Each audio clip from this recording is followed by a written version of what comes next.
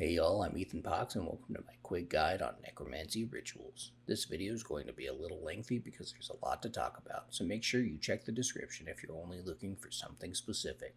Before we begin, I just want to ask that if you find this video helpful and want to know when I post more RuneScape content, please make sure to like the video, subscribe, and hit that bell icon.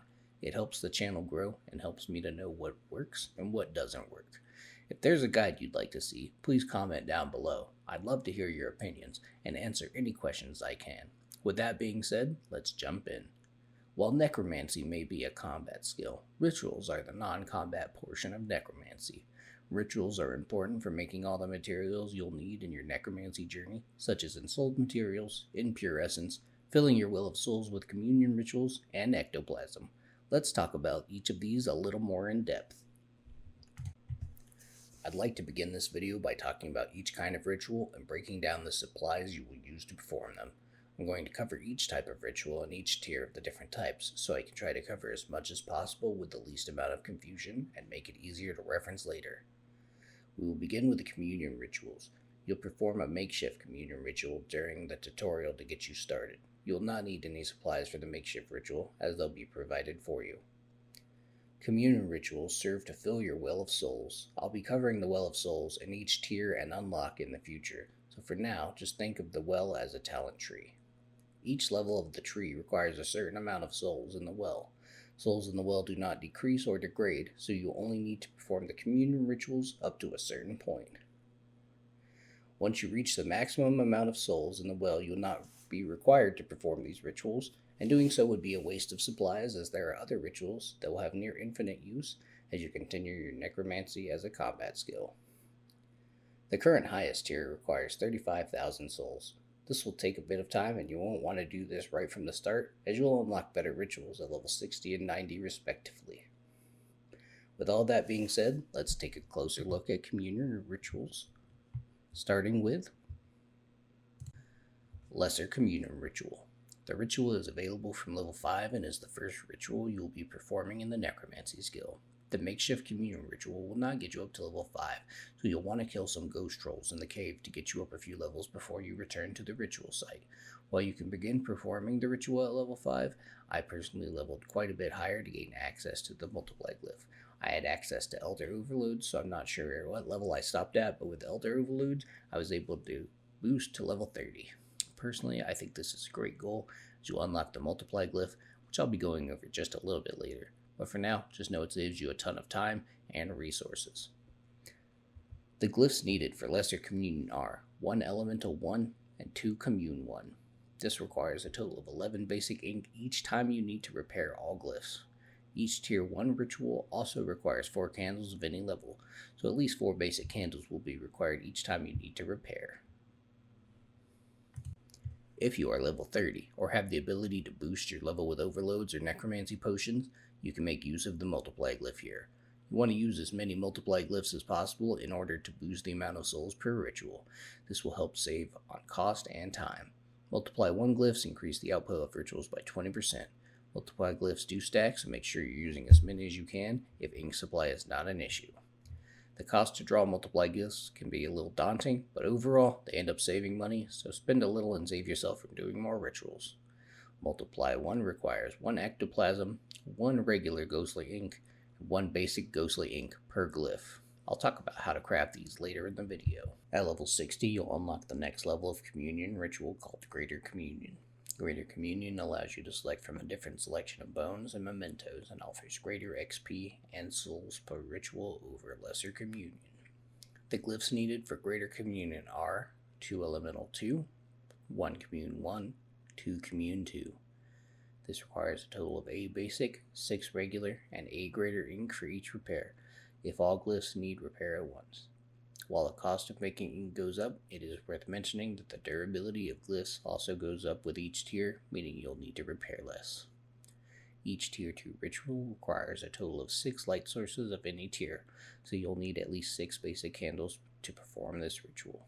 With boost at this level, you should be able to access Multiply 2, which requires 66 necromancy and offers double the output boost over Multiply 1 at 40% per glyph.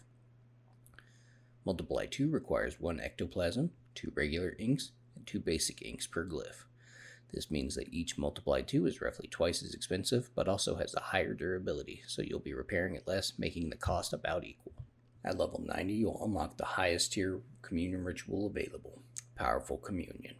Powerful Communion allows you to select from a different selection of bones and mementos and offers greater XP and souls per ritual over Greater Communion. Powerful Communion requires 4 Elemental 3, 2 Commune 2, and 2 Commune 3 glyphs for each repair if all glyphs need repairing at once. This requires a total of 8 regular, 20 greater, and 8 powerful ghostly inks. Tier 3 rituals require all 10 candle spots to be filled with candles of any tier, so you'll need at least 10 basic candles to perform this ritual. At this level, you can boost to use Multiply 3 glyphs, which require 103 necromancy, give 60% increased output from rituals, an additional 20% over Multiply 2. Multiply 3 requires 2 ectoplasm, 2 powerful ghostly ink, and 2 greater ghostly ink per glyph. There are other alteration glyphs available that you may want to consider, but I recommend maxing out on multiplication glyphs as it will give the greatest assistance in needing less materials to perform communion rituals. And that covers the section on communion rituals. Next, I'll be covering Ensoul Material rituals. These rituals will be mandatory to anyone wanting to train necromancy through combat. The focus objects for Ensoul rituals uses existing gear in the game, such as subjugation and spider silk gear, to create new untradeable resources that will be used to upgrade your necromancy gear. These have 3 tiers which function the same as communion glyphs, so let's jump in and cover each one. Much like communion rituals, the lowest tier of Ensoul Material ritual starts with Lesser Ensoul. Lesser Ensoul focuses on 3 types of components: lesser unensouled bars, spider silk gear, and regular thread. These are the focus objects for Lesser Ensoul rituals. These objects are converted into lesser ensouled bars, lesser ensouled cloth, and lesser ensouled threads. These are the materials you will need to make your necromancy gear from tier 10 to tier 50. In total, you will need 14 lesser ensouled bars to upgrade both main and offhand to tier 50, 27 lesser ensouled cloth for 1 set of armor to tier 50, 52 if making both tank and power armor, 10 lesser ensouled thread for 1 set of armor to tier 50, 20 if making both tank and power armor. Lesser ensouled material requires 7 basic and 2 regular ink for each repair if all glyphs need to be repaired at once. This is a tier 1 ritual and requires 4 light sources of any tier. I recommend following the same type of alteration runes as communion rituals and maximizing material output by using as many multiply glyphs as allowed. At level 60, you will unlock the next Ensoul ritual, Ensoul Material. The focus object for this ritual are unensouled bars, mystic gear, currently only the blue variant works, and wools from player-owned farms, which are Spring Sheared, Summer Down, Fall Faced, and Winter Wooled Wool. These will be converted into ensouled bars, ensouled cloth, and ensouled thread respectively. These materials will be used to upgrade gear from tiers 60 and 70. At tier 70 armor, players will need to decide which of the styles they want to upgrade to, power or tank. While tank armor offers a chance for enemies' attacks to miss, power armor has a chance to apply a debuff that will insta-kill monsters that drop below 30k HP or 20% of health, whichever of the two is lower. In total, you will need 14 ensouled bars, 19 ensouled cloth for 1 set, or 38 for both, 15 ensouled thread for 1 set, or 30 for both, 5 Hermodic plates, that's for power armor only, and obtained from Hermod the Spirit of War boss fight. Ensoul material requires 1 elemental 1, 2 elemental 2, 2 change 2 glyphs. This requires 7 basic, 9 regular, and 4 greater ghostly inks for each repair if all glyphs need to be repaired at once. This is a tier 2 ritual, so you'll need at least 6 light sources of any tier. The final tier of Ensoul material is Greater Ensoul, unlocked at level 80 Necromancy. This will use materials such as greater unensouled bars, subjugation gear, anything but the ward works, and Algarum thread. These will be converted to greater ensouled bars, greater ensouled cloth, and greater ensouled thread respectively. These materials will be used to upgrade armor to tier 80 and tier 90. It is worth noting that augmented gear will retain perks and will not need to be augmented again. In total, you will need 16 greater insoled bars, 19 greater insoled claws for one set, 38 for both, 15 greater insoled thread for one set, or 30 for both, 25 harmonic plates, which is for the power armor only. Greater insoled material requires 3 elemental 2 and 2 change 2 glyphs. This requires 6 basic, 11 regular, and 4 greater ghostly inks for each repair if all glyphs need repairing at once. This is a tier 3 ritual, so you'll require all 10 light sources to be full. And that covers the ensouled material rituals. Up next, I'll be talking about what seemed to be everyone's favorite ritual during the race to 200 mil XP, the Essence Ritual. Essence rituals convert pure essence into impure essence, which is then used to craft the new runes used in incantations for necromancy. I'll be covering 3 types briefly, as they don't do much more than convert the essence. It is worth mentioning that these were used because they have more disturbances than both communion and ensouled material, and therefore were giving better XP.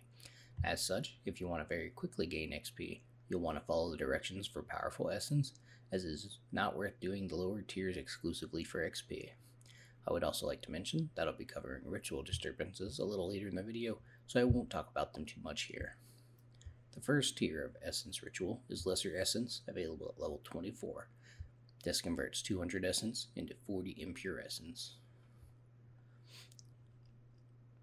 Lesser Essence requires 2 Elemental 1 and 2 Change 1 glyphs. This requires 8 basic and 4 regular ghostly ink for each repair if all glyphs need repairing at once. As this is a tier 1 ritual, 4 light sources of any tier are required. The next tier of Essence rituals is Greater Essence, available at level 80 Necromancy. Greater Essence converts 400 Pure Essence into 100 Impure Essence. Greater Essence requires 2 Elemental 2 and 3 Change 2 glyphs.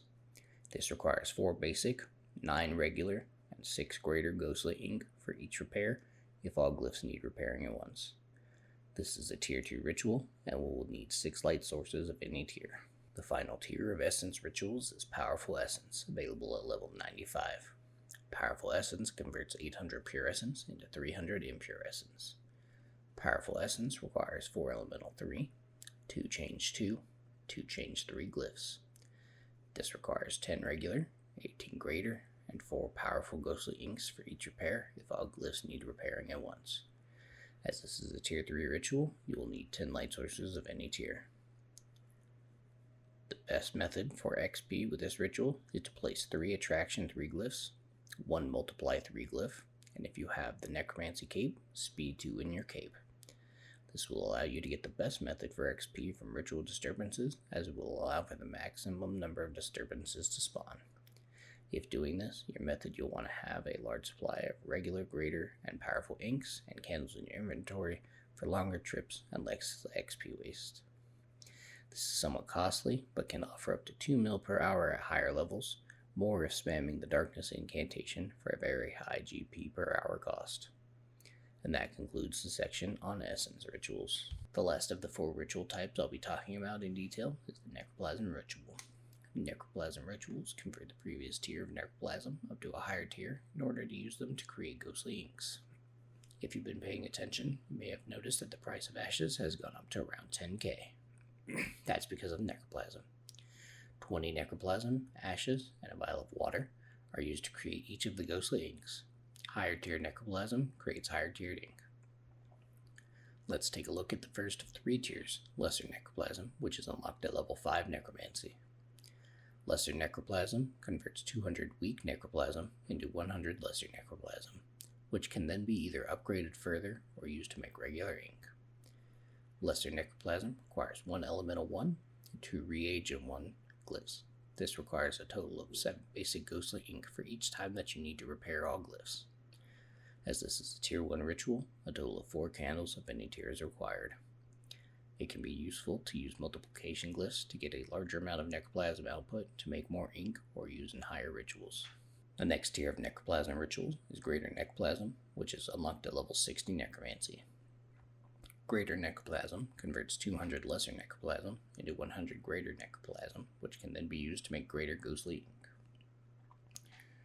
Greater Necroplasm requires 1 Elemental 1 2 elemental 2, 2 reagent 2 glyphs. This requires 13 basic and 10 regular inks for each time that you need to repair all glyphs. As this is a tier 2 ritual, a total of 6 candles of any tier is required. The final tier of necroplasm rituals is powerful necroplasm, which is unlocked at level 90. Powerful necroplasm converts 200 greater necroplasm into 100 powerful necroplasm, which can then be used to make powerful ink. Powerful necroplasm requires 2 elemental 2, 4 elemental 3, and 2 reagent 3 glyphs. This requires 4 basic, 20 regular, and 16 greater ghostly inks for each time that you need to repair all glyphs. As this is a tier 3 ritual, 10 light sources of any tier are required. And that covers all of the necroplasm rituals and finishes up our section on rituals. Please note, there are other rituals, which are quest rituals. I will not be covering those in this tutorial, as I will be making guides on each of the quests within their own. I'd like to quickly go over the supplies and glyphs used in rituals, just to break these down and give you more of an idea of what all goes into rituals. As I've already covered what glyphs go into each ritual, I won't be talking about that any further here, and I'll only be covering what each glyph requires and specific ink costs. I'd like to start with light sources. In the last section, I mentioned that you can use light sources of any tier. There are 5 different light sources that you can use in rituals. The main difference in these is cost, which I won't cover here, as it just won't be accurate by the time you reference this video, and the durability. While durability of candles means you have to repair them less, I personally use the basic candles all the way from 1 to 99, and I'm still using them on my grind to 120, and will most likely use them on my grind to 200 mil, as stocking up on other candles just doesn't feel worth it. The 5 candle types are basic ritual candles, which have 6 durability, white candles, which have 9 durability, regular candles, 12 durability, greater ritual candles with 18 durability, and greater flaming skulls with 36 durability.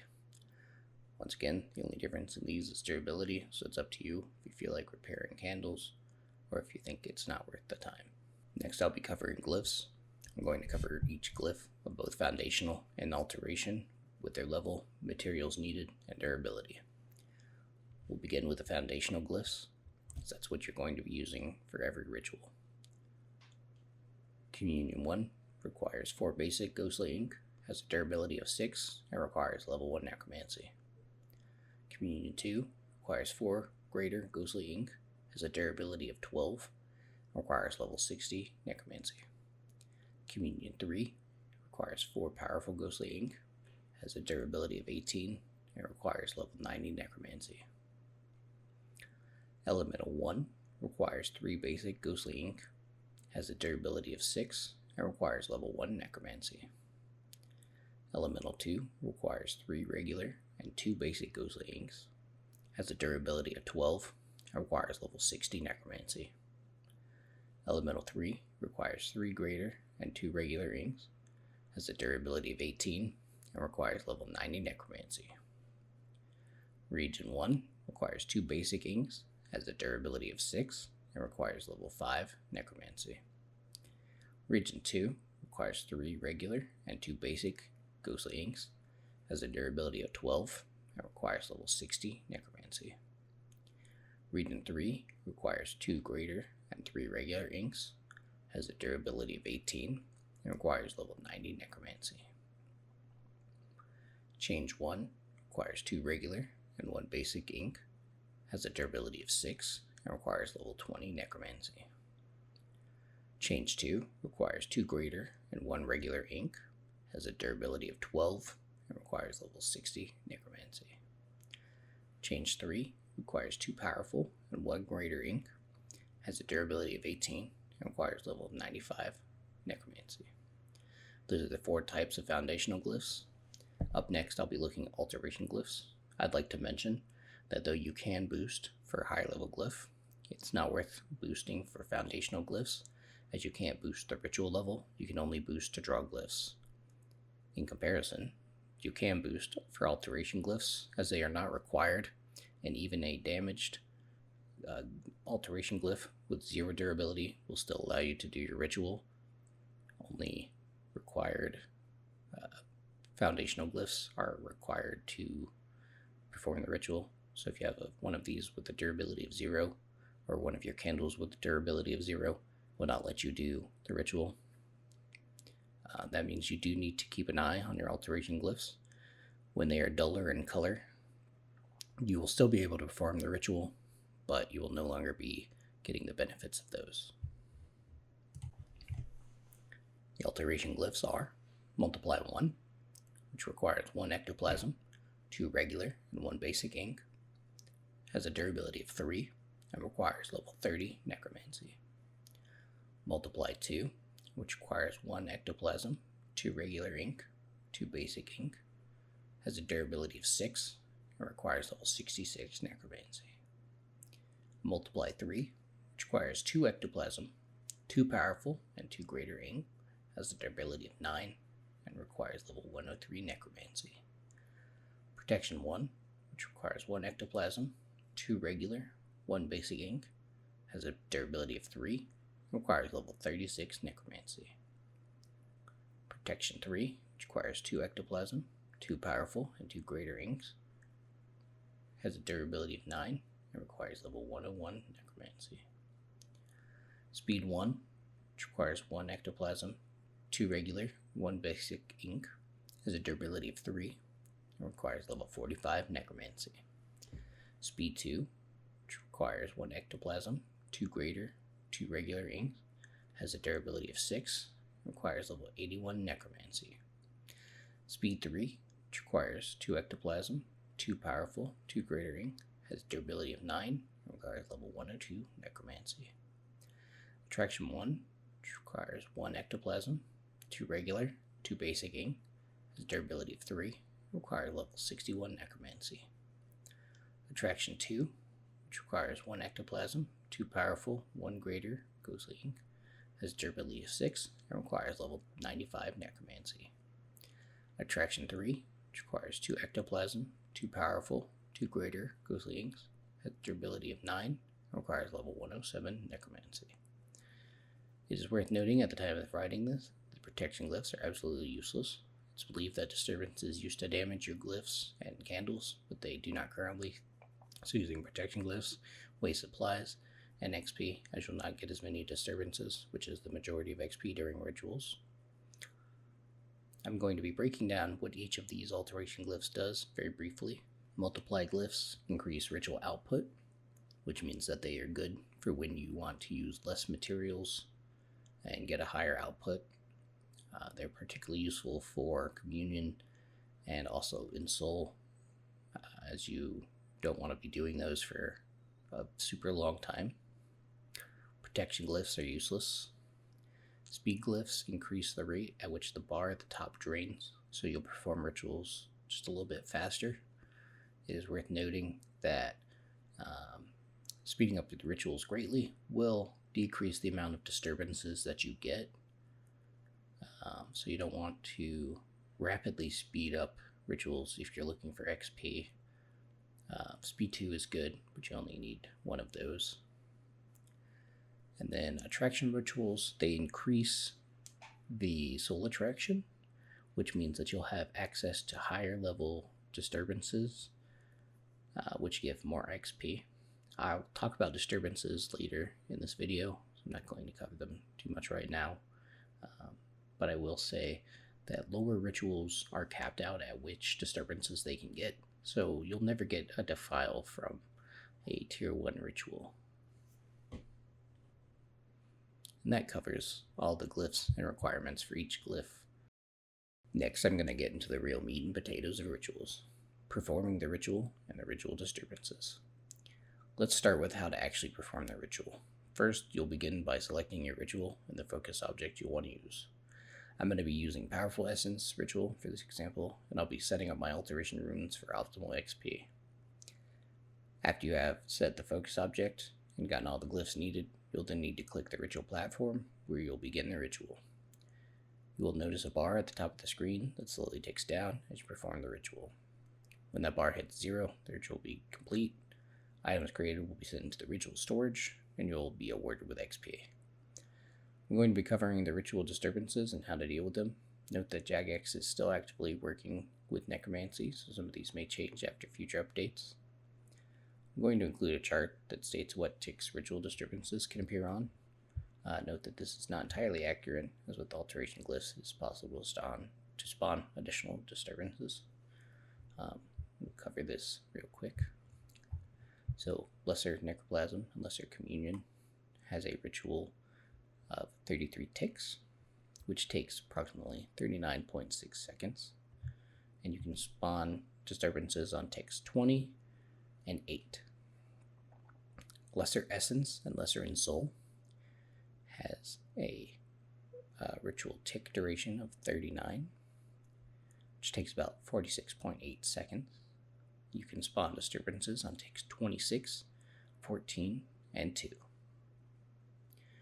Greater Necroplasm and Greater Communion has a ritual duration of 58 ticks, which takes about 69.6 seconds. And you can spawn disturbances on ticks 46, 34, 22, and 10. Greater Essence and Greater Ensoul has a ritual duration of 70 ticks, which takes about 84 seconds.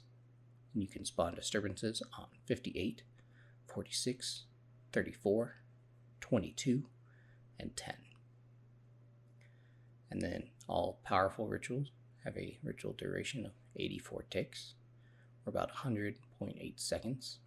You can spawn disturbances on ticks 71, 59, 47, 35, 23, and 11. I will say that with the optimal setup, using a speed 2 glyph with powerful essence ritual, you can spawn a disturbance right on the last tick. So when you're doing that setup, you actually want to step off the platform, as you'll see me do in the example following. This way you can actually get to that disturbance and gain that XP. Otherwise, the ritual will end and that XP will be wasted. Up next, I'm going to talk about the disturbances. I'm going to be posting a chart from the RuneScape wiki that breaks down the required tier, event name, soul attraction required, the XP reward, and the possible item rewards. I'll be going over each of these more in depth. This is the chart that has the different soul attraction requirements and ritual disturbance events. I'll be covering these one by one, going along the chart, while also showing you examples of how to deal with these ritual disturbances. So at low soul attraction, which is 1 to 100%, the minimum tier ritual required is a tier 1 ritual. You have 2 events that can spawn with this soul attraction level. The first one is Wandering Soul. It's a blue soul that looks like the Vengeful Ghost. Unlock Conjure from the Well of Souls. And what you want to do for this is you just click on it. Sometimes your character gets a little confused with the pathing around rituals. So I find that surging or bladed diving to the Wandering Ghost and clicking on it is a lot more effective than just clicking and hoping that your player figures the pathing out. The experience reward for this is 40% of a small prismatic lamp. That's extremely relevant because if you didn't know, small prismatic lamps actually scale with your level.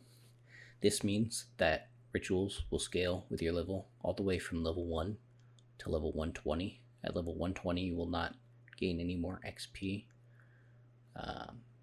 Or I should say any additional XP for increasing your XP.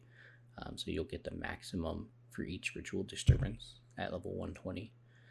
But this makes the disturbances really good XP because they scale all the way up. So every level you'll get a little bit more. The other disturbance that you can unlock with Soul Attraction 1 to 100 on a tier 1 is the Sparkling Glyph. This one's incredibly easy. The glyph basically turns white with little sparkles. You just click on it, and your character will banish the sparkles. This also gives 40% of a small prismatic lamp. The possible item rewards for both of these, you can get a bone, big bones, baby dragon bones, wyvern bones, broken memento, or fragile memento. Farming mementos with doing disturbances is actually incredibly easy. I don't recommend buying them if you're going to be doing a bunch of rituals anyway, because you could just do the rituals that you need to do in order to upgrade your gear and probably get enough mementos to skip past having to buy them in order to get your communion rituals. And while you're doing communion rituals, as long as you're interacting with disturbances, you should be getting more of the mementos anyway. Up next, I'll be taking a look at the next possible disturbance with Tier 1 rituals. For this, you actually need what's considered a medium soul attraction, which is anything above 100 all the way up to 200%. Obviously, having greater than 200%, you'll still spawn it. And you'll get these a lot. Like, seems to be one of the most common ones that I feel like I get. It's the Shambling Horror. I will say the Shambling Horror had a lot of hate at the release of Necromancy. The way you deal with a Shambling Horror is you click on it, and then you have to find its target glyph or candle that it's going towards. At the release of Necromancy, you would have little sparkles on a glyph, and they were very difficult to see, especially with players running around and pets and fires and protean traps. And even getting rid of all of that, they were still incredibly difficult to see sometimes. So I'm really glad they made the changes that they made, because now when you click on the Shambling Horror, a green puff of smoke comes off of one of the glyphs, and that's going to be the target. I want to mention that currently, I believe they have mentioned that they're planning to change it so that you do not have to click the Shambling Horror each time you don't get the correct glyph. But at the time of making this, you need to click the horror and then click the glyph. If you click on the wrong thing, or you don't click on the glyph, you click just a little bit off and move your character, you'll need to click the horror again before clicking again. Otherwise, it won't be targeting the Shambling Horror, and you may miss it. The Shambling Horror stays on the board for the same amount of time. It has a set duration. So when it has a closer target, it moves slower, and if it has a further away target, it will move, sometimes very fast. The experience reward for the Shambling Horror is 80% of a small prismatic lamp. Possible item rewards is 20 lesser necroplasm, 20 greater necroplasm, 1 broken memento, a fragile memento, or a spirit memento.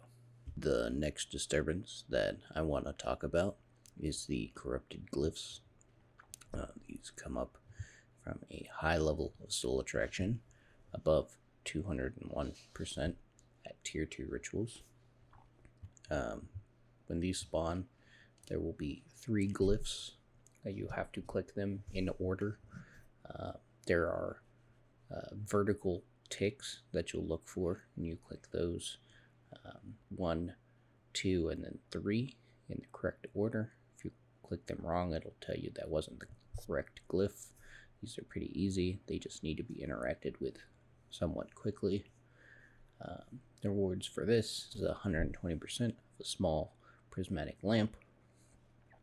Possible rewards are a spirit memento, a robust memento, a powerful memento, 30 lesser necroplasm, or 30 greater necroplasm. The next disturbance is available above 300% soul attraction with at least a tier 2 ritual or above. It's the Soul Storm. The Soul Storm will begin as just a light blue cloud over one of the glyphs. I know that they announced changes where you won't have to stand for the entire duration of the Soul Storm. You'll just get all the XP at once. But for now, I believe it's 9 seconds. You want to click each time the Soul Storm changes.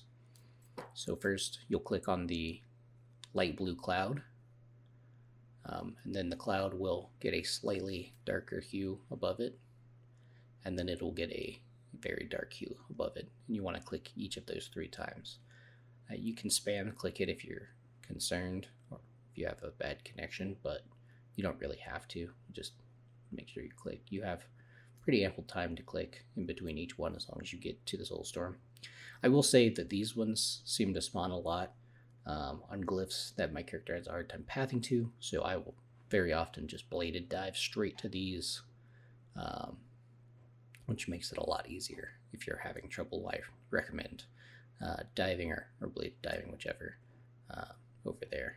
The reward for this is 160% of a small prismatic lamp. It's a split across 3 experience drops. Once again, I believe they plan to change that. I'm not sure exactly how they're going to do it, if you'll just get all 3 drops and then banish the storm, or how they're going to do that exactly, but we'll see in the future updates. Possible rewards for this are robust mementos or powerful mementos. Powerful mementos are really good if you're trying to fill up your Will of Souls, so try to get to these clouds and hopefully you get a bunch of powerful mementos. The final disturbance is only available at tier 3 rituals, and you have to have greater than 500% soul attraction. I believe that they stated that having the higher your soul attraction, the higher your chance of actually spawning one of these, and you lower the chance of getting a lower tiered one. It's called the Defile. It looks like a big pool of green slime on your board. You're going to want to get to these very quickly. This one I think has the highest rate of failure just because it does seem to be a little glitchy sometimes. So the way that you deal with the Defile is you'll see purple smoke, and often the purple smoke is a little glitchy right now. Like sometimes it just has a different look to it. It doesn't load properly all the time. When you see the purple smoke, you want to click. One thing that you can do to be safe is every time the bar goes up, you click. This could take a little longer.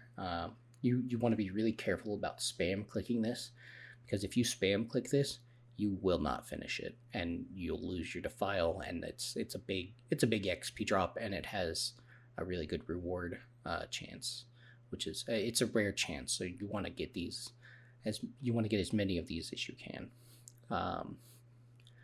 Currently, I seem to be having problems where I will click when it turns purple.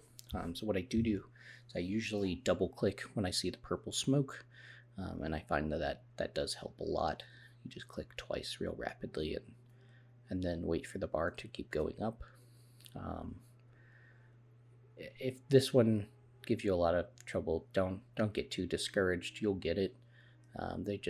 They're incredibly frustrating sometimes, and I do find that I have a lot of trouble when I was trying to do these on mobile. It seems like on mobile, the pathing for these is just absolutely terrible.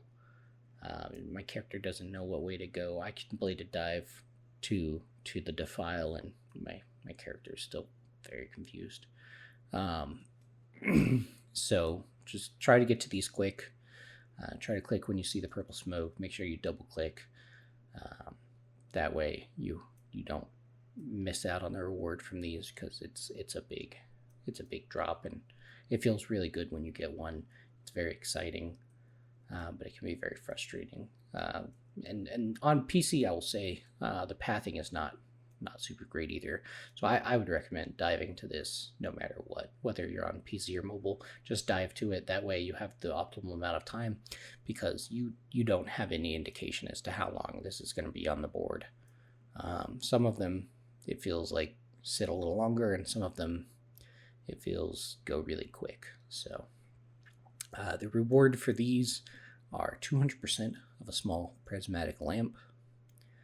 You also have a possible reward of 30 necroplasm, or 30 ectoplasm, 25 powerful necroplasm, 1 greater flaming skull, 2 greater ghostly inks, 1 powerful ghostly ink, 2 robust mementos, or 2 powerful mementos. You have a very low chance of getting a Necromancer's Tome of Experience.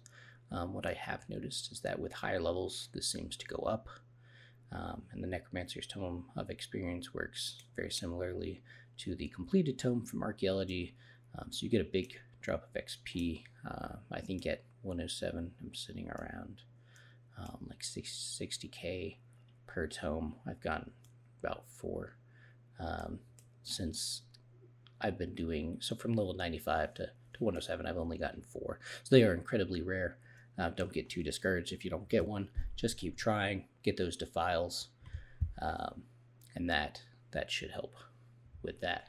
And that's going to be it for our section on disturbances. So that helped you guys a lot.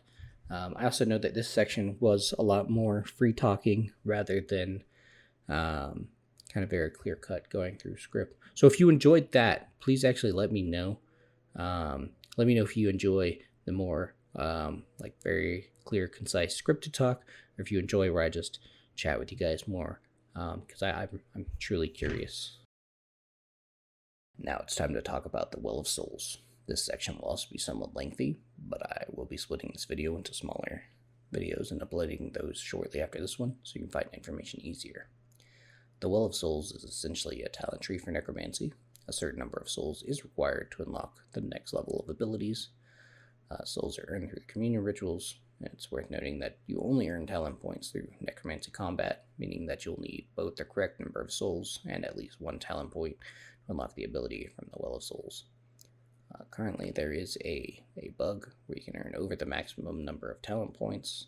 I also think it's worth mentioning that when I was training necromancy, I found that I earned way too many talent points very quickly, giving me access to all abilities without much need for continued combat training. I'm not sure if this is intended or if this will be changed later, so just keep in mind that at the time of making this video, I didn't feel I needed to be very frugal with my talent points, as I originally thought. It should be noted that you must put at least 1 point into the previous tier in order to put points in the following tier, so you won't be able to unlock anything from tier 2 if you don't unlock anything from tier 1. With that being said, let's take a closer look at the different tiers of your Well of Souls. There are 7 total tiers in the Well. Tier 1 is a freebie. You'll get this from level 1 with 0 souls in the Well. Tier 1 unlocks the ability to summon your first conjure, the Skeleton Warrior. You'll get this in the tutorial. Tier 2 is unlocked at level 20 Necromancy with a total of 50 souls in your Well of Souls. At this tier, you can unlock an upgrade to your Conjure Skeleton Warrior called Command Skeleton Warrior. Command Skeleton Warrior cycles with the same ability as Conjure Skeleton Warrior, so once you unlock it, you will not see a brand new ability to use. Instead, once you have a Skeleton Warrior summoned, you can then recast it to have your Skeleton Warrior unleash its inner rage. This has a 6-second duration and increases the damage done by your Skeleton Warrior. Tier 3 is unlocked at level 40 Necromancy with 400 total souls. You must also complete the Rune Mythos quest and put at least 1 point into Tier 2 Talent Tree. At this tier, you unlock 3 new abilities, 2 summons, and access to your first necromancy spell. The first new summon is Conjure Vengeful Ghost. Conjure a Vengeful Ghost from the Underworld. 18 to 22% necromancy spirit damage every 4.2 seconds. It has a 30-second duration.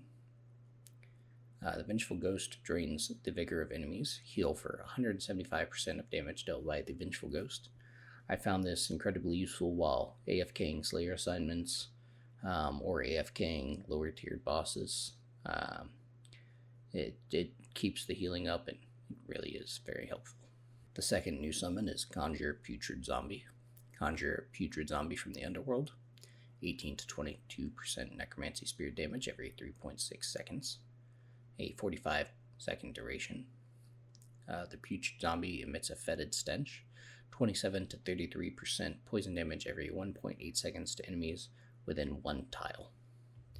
This is a great conjure for AoE when you have a bunch of enemies that bunch up or you just have something that really prone to poison damage. The poison damage does stack with Cinderbane and weapon poison.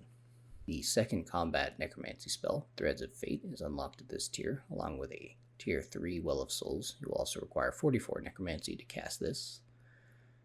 Threads of Fate, single target necromancy attacks will also be cast on up to 4 additional enemies within 4 tiles of the target. This has a duration of 4.8 seconds with a cooldown of 1 minute. The cost is 5 spirit runes, 2 bone runes, and 1 flesh rune. This incantation is extremely powerful when used while fighting enemies that like to group up. You may have noticed that I said the second combat necromancy spell. You do unlock some stuff without using the Well of Souls. I won't be discussing any of that here though. I'll be doing a combat tutorial where I discuss just all combat abilities, and I'll probably even go over ones I'm talking about now. But for this video, I'm only going to be discussing the Well of Soul abilities. Tier 4 Well of Souls is unlocked at level 60 Necromancy with 2,000 souls. While 2,000 souls may seem daunting, you will definitely want to wait until level 60 to start pushing for this goal, as at level 60 you will unlock Greater Communion, which will make this grind much easier. You'll also be able to boost in order to reach level 66 so that you can use the Multiply 2 glyph. In this tier, you will receive 4 new unlocks, 2 modifiers for your conjures, a new necromancy ability that does AoE damage, and a passive effect. The first of 2 new modifiers for conjures is the command Putrid Zombie, which works like the command Skeleton. You will need your Putrid Zombie already summoned. Command the Putrid Zombie to explode prematurely, ending the summon. This is another good ability to use against enemies that attack with melee and like to stack up, but you can also use this to get some quick damage against single enemies as well. 360 to 440% necromancy spirit damage to enemies within 2 tiles. It's recommended to wait until your zombie is almost timed out. That way you still get the full duration of the zombie's auto attacking, and then you get the big burst damage. The second modifier unlocked on this tier is Command Vengeful Ghost, which again requires you to have a Vengeful Ghost summoned. This ability also costs 70 adrenaline, which is quite high. Command the Vengeful Ghost to haunt your enemies. Applies Haunted to the target with each attack for 4.2 seconds. Haunted on tick takes 2 times damage from all attacks, capped at a 35% bonus damage. At this tier, you will gain access to a new AoE ability called Spectral Scythe. Swipe a Spectral Scythe in front of you, costs 10 adrenaline, 72 to 88% necromancy damage to the target, and up to 9 additional enemies in a cone in the attack direction. It's important to note that this attack, the first cast of it does not hit behind you, it doesn't hit to the side of you. The first cast only hits in front of you in a cone. On hit, 25% chance to regenerate 1 residual soul stack, can be recast within 5.4 seconds of the previous cast, and I will note that you do not unlock the additional casts at this tier, so I'm not going to cover them here. This ability is great to use against melee enemies that like to bunch up. With all 3 casts, you can make real quick work of them. The final unlock for this tier is a passive called Spirit Pact 1. Unlocking this passive increases the duration of all conjures by 6 seconds. Tier 5 is unlocked with 70 necromancy and 4,500 souls. At Tier 5, you unlock 2 new incantations, the first upgrade for the Scythe ability, and another passive. The first new incantation is Greater Bone Shield, which requires 73 necromancy in addition to the Tier 5 Well of Souls.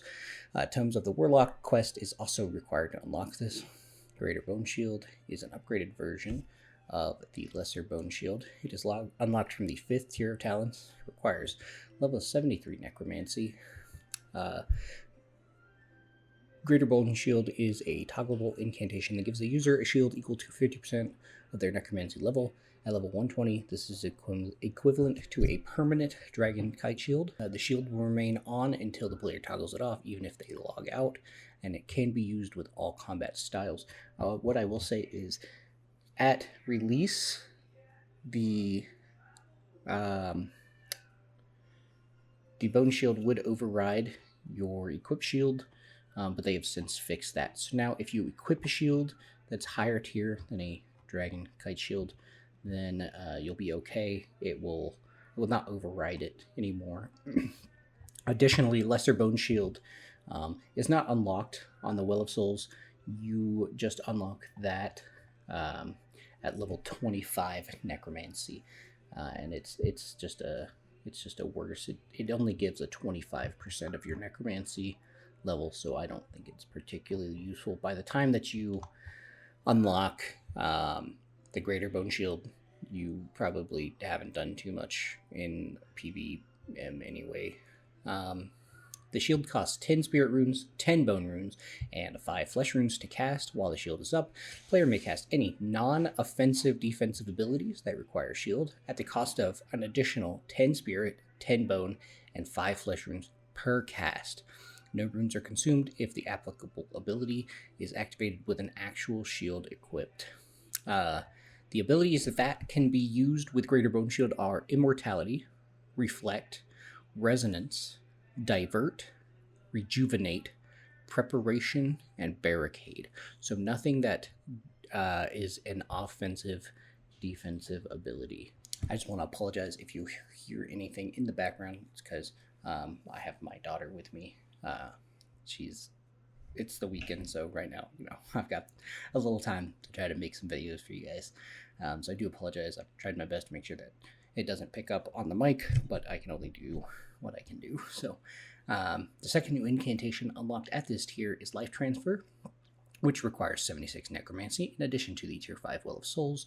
The Tomes of the Warlock quest is also required to unlock this. Upon casting, the player will be dealt 50% of their maximum life points, and the duration of their active spirits will be increased by 20.4 seconds. Life Transfer cannot be cast if no spirits are conjured, or if the player does not have enough life points to survive the cast. The spirit's duration cannot be extended past 60 seconds. Casting Life Transfer grants 118 Necromancy experience. The next new unlock is an upgrade for the Spectral Scythe, which requires 62 Necromancy in addition to a Tier 5 Well of Souls, and also the first unlock of Spectral Scythe must be unlocked on hit. It has a 25% chance to generate a stack of residual soul for each target hit. All targets hit by this ability or its upgrades will become aggressive. This upgrade works very similarly to the Hurricane ability for melee. You must cast the first instance of Spectral Scythe, which costs 10 adrenaline, and then cast it again within about 5.4 seconds, or 2 auto attacks, or an ability and an auto attack. And the second cast costs 20 adrenaline for a total of 30. If you do not cast it again within the 5.4 second period, it goes on cooldown, and you have to wait for it to come up, and then cast the first cast again. At this tier, you'll also unlock Spirit Pack 2, which you will need Spirit Pack 1 in order to buy this upgrade. Much like Spirit Pack 1, this extends the length of your conjures by an additional 6 seconds, so you get a total of a 12-second increase to your conjure time. Tier 6 is unlocked with 80 Necromancy and 8,500 souls. At Tier 6, you unlock 2 new incantations, the final upgrade for the Scythe ability, and another passive. The first new incantation unlocked is the Invoke Death, which requires 80 Necromancy, in addition to a Tier 6 Tomes of the Warlock quest. On cast, gain a 6-second buff, which empowers your next Necromancy ability to apply Death Mark to its target.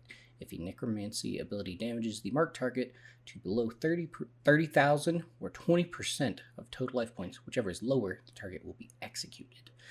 The cost for this is 10 Spirit Runes, 5 Bone Runes, 5 Flesh Runes, and 2 Miasma Runes. So what I will say is the 6-second buff is not a 6-second death mark. The death mark is applied as soon as you hit the target with a Necromancy ability. So you have 6 seconds to cast a Necromancy ability, which will apply the death mark, which will then execute this. Now, this is on the power armor. You have a 2% per a piece of equipment worn at level 90 power armor to apply death mark. So this is just a for sure cast if you haven't applied it already. What I will say is that currently death mark gets applied. It seems it's pretty it's pretty much a for sure thing. Like, you're gonna apply it at some point during the fight, unless the target just doesn't have a lot of health, or if you're really unlucky. So Deathmark is good to have, but it's definitely, if you're using the power armor, you're probably already applying it. I will also be doing a video that has the HP for each boss that you'll need in order to get the insta-kill mechanic, so keep an eye out for that. And I will also, in that video, create a list that is downloadable to make it a little easier to reference. The next new incantation unlock is Darkness, which requires 86 necromancy, a tier 6 Well of Souls, and the Tomes of the Warlock quest. This gives you a 20% chance to dodge incoming attacks. The current duration is 4 minutes, but I believe they're increasing it to 12. They're also increasing the runes to cast it. At current, it costs 30 spirit, 15 bone, 8 flesh, and 4 miasma, but that cost will be going up. So just keep an eye out on that. But this is very good. This is the ability for the tier 70 and up a tank armor instead, with obviously the 20% is a bit higher. The next new unlock is the last upgrade for the Spectral Scythe, which requires 60 necromancy in addition to the tier 6 Well of Souls, and the previous 2 unlocks for the Spectral Scythe. This attack is limited to Meteor Strike ability for melee, requires a 30% adrenaline on top of the amount required for the first 2 casts of Spectral Scythe, giving this a total of 60% adrenaline. The damage is increased against enemies hit for low health, so the lower health, the more damage done. This is a really good area clear, but it also does pretty good damage against bosses.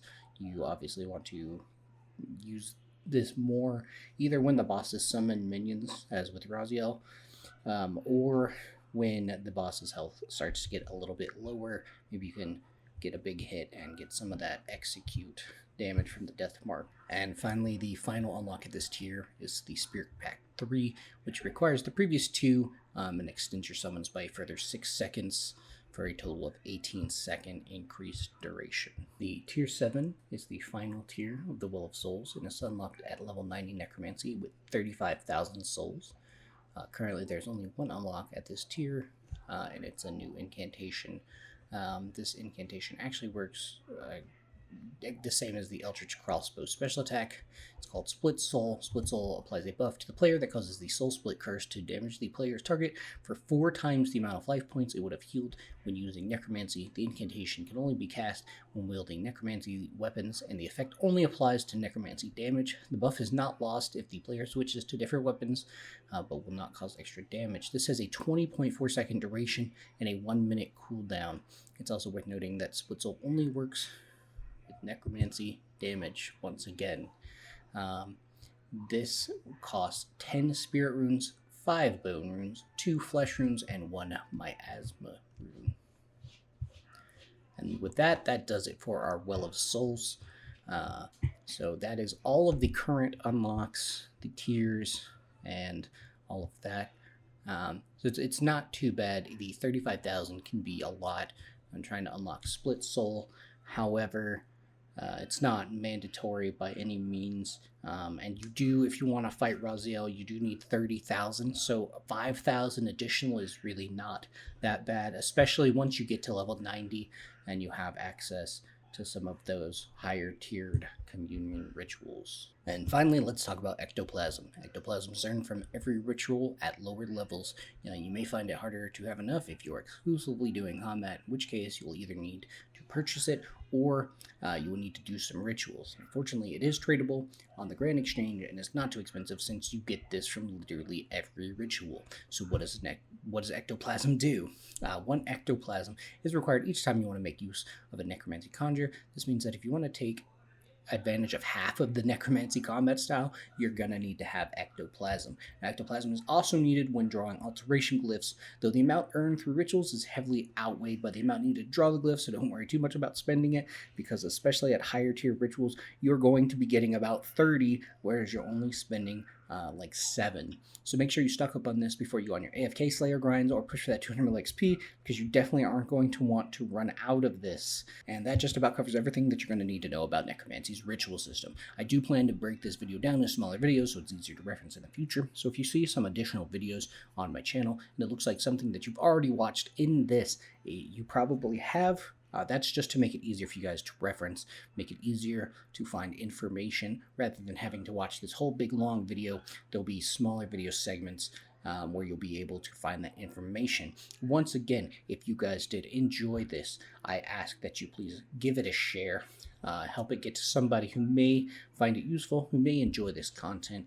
Go ahead and give it a like. Please drop any comments down below. I'd love to talk to you guys. I love when I get comments. I don't get that many comments, and I would love to hear your opinion, especially on my new style, where in this video I did a little bit of the more like very calm or reading the script, and I did a little bit more of the free talking. Let me know which one is easier for you guys, and I'll try to incorporate whichever style is more preferred in the future. If you could please hit that subscribe, let me know that you enjoy the channel and that you enjoy the content. And thank you all so much. Good luck and Jeezy.